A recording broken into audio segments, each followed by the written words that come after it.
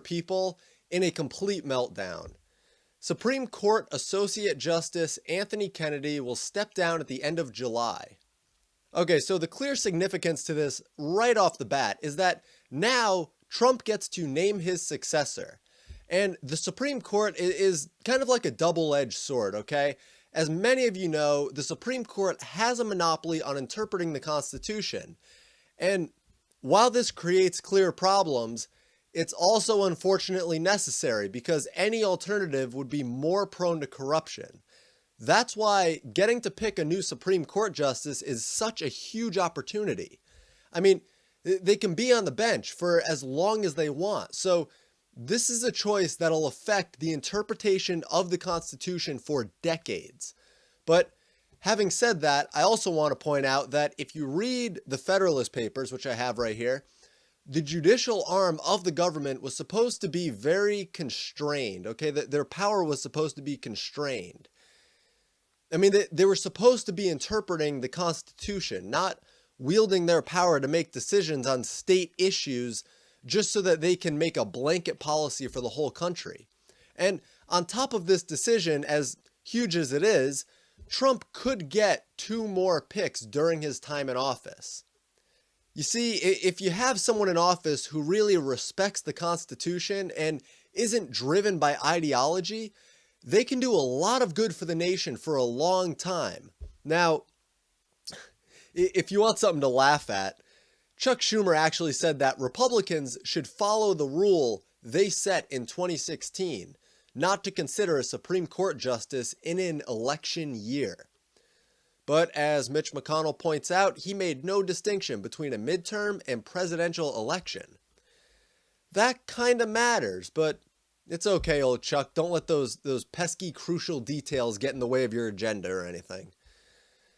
Now, Kennedy voted in favor of upholding Trump's travel ban as it currently stands. And this is because the travel ban, as Kennedy says, is constitutional, but he emphasized the need for religious tolerance. And that's good. I mean, we have religious freedom. Let's have justifiable religious tolerance. But let's also make one thing clear. You can't suppress a human's involuntary formulation of patterns in the world, okay? This means that when you see a bunch of bees and you get stung by one, even if there were 1,000 bees there, you know not to get so close to bees again. And sure, it's #NotAllBees, but a pattern still emerges, and humans involuntarily take note of that. You can be tolerant, but you can also be careful, okay? And we really need to get to the root of what's going on fundamentally with the 2 sides to this travel ban issue. It's the same 2 sides that we see on immigration in general. When you encounter a foreign entity, whether it's an object or a person or a country or anything outside of the world that you've mapped, it's Schrodinger's foreigner, okay? It could be a positive influence and it could generate more wealth for your society. Or it could be a negative influence and it could kill your society. In ancient times, more often than not, it would be something that would kill your society. But it's not the same nowadays. We benefit from an open labor market because we're the West and we always want the most competent employees and entrepreneurs here.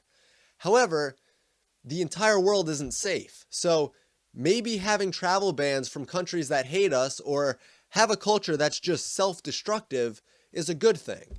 It's also not a Muslim ban. I've heard the mainstream media pushing that and leftist outlets just in general push that, okay? It's not a Muslim ban when Venezuela is included on the list and 92% of Muslims can still enter the US. But kudos to Kennedy for voting in favor of this travel ban. It is necessary and it should be a model for the rest of the first world, but I truly don't think that it will be. And the Supreme Court also made some other heavy rulings recently regarding labor unions and abortion, both of which were gigantic wins. I mean, the labor union ruling said that you cannot be forced to pay into a labor union that you don't want to be a part of. It gives people the choice to join a union instead of just forcing them to join it. And I mean, let's consider the free market approach here, okay? If you have a labor union and you have to use the boot of the government to get people to join, perhaps it's worth asking why you need the boot of the government. I mean, the answer is that your union stinks and you're strangling either the company, or if you're a state union worker, you're strangling the taxpayer, and you're essentially looking to eliminate freedom of association. And labor unions aren't just magically gone either, okay? You can still join if you want. And people can say, oh, well, if no one joins, then the union dues aren't paid and the union will just collapse. And my response is, yeah, okay, so what? I mean, that's how the free market works. I'm terribly sorry that you can't use force to get people to contribute to a system that you decide you want. I mean, that's socialism. And that mentality in general, the mentality that socialism propagates, needs to just be sent into the metaphorical middle of the ocean on a burning raft.